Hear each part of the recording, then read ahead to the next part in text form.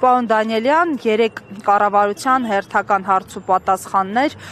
Փաշինյանը սովորության համաձայն կարողացավ այսպես իրեն այնպես ներկայացնել, որ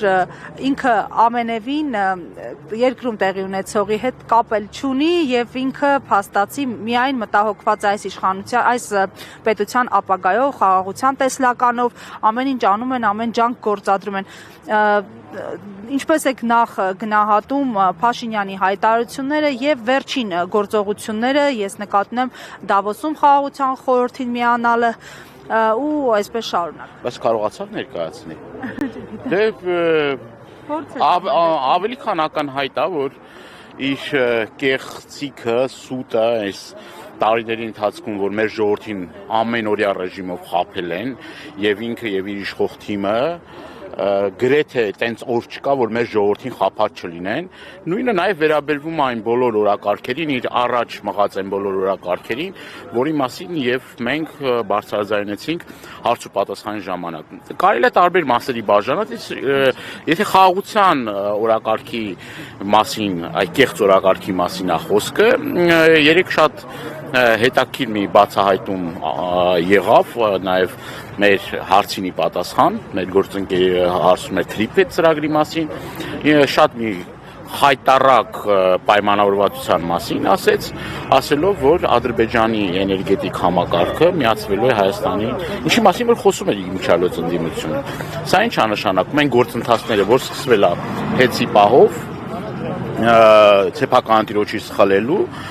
եւ պարզ արդեն ակնհայտ է դառնում, որ փաստացի պլանավորված ծրագրված մի հրեշավոր ծրագիր էր, որը որ ապագայում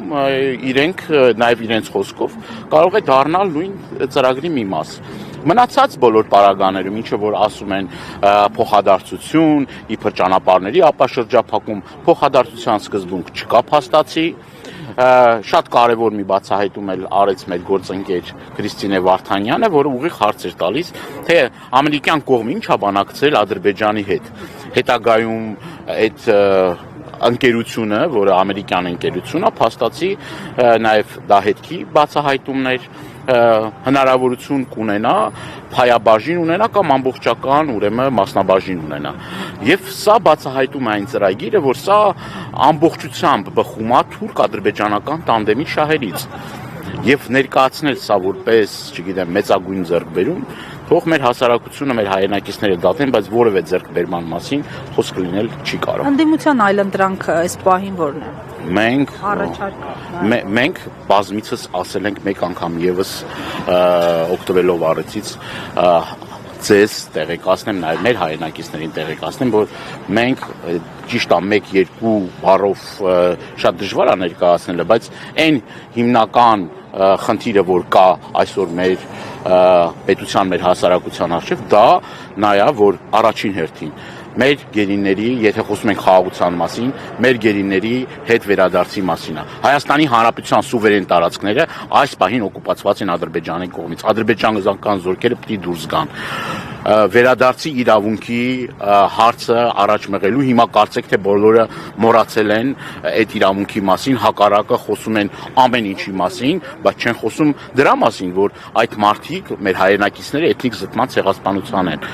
ենթարկվել։ Ճանապարհների ապաշրջափակումը տեղի չունենա Ադրբեջանին միջանցք տրամադրելու սկզբունքով։ Ճանապարհի ապաշրջափակում ունի Թուրքիայի հետ քաղաքականությունը, Թուրքիան պայմանավորում է իր սահմանների բացումը միմիայն ադրբեջանական պահանջների լիակատար բավարարման դեպքում։ Եվ սա լրջագույն մարտահրավեր է մեր երկրի, մեր պետության համար։ Եվ այսպես շարունակ։ Նույն այն խնդիրը փոխադարձության սկզբունքը, որ ասում են, ուր է այդ փոխադարձություն, չկա փոխադարձություն, այսինքն ադրբեջանական ծրագրերի իրականացման, եւ մենք ամեն ինչ անենք, որ թույլ չտանք նույն, որ ամիսներ առաջ ԿՊ խմբակցությունը իրար հերթ չտալով ասում էր, որ այն քարտերը, ID քարտերը, որ բաժանվում են Ադրբեջան, դա որևէ կապ չունի Ադրբեջան պետության հետ։ Ինչ պարզվեց, որ ադրբեջանական պետությունը ID քարտեր է տրամադրում 100,000-ավոր ադրբեջանցիների Հայաստանում բնակեցնելու հետ կապված։ Եվ սենց շարունակ շատ երկար կարելի է խոսել սրա մասին եւ մենք պետք է ամեն ինչ անենք, որ թույլ չտանք, որովհետեւ սա կլինի Հայաստանի Հանրապետության վերջը։ Շնորհակալություն։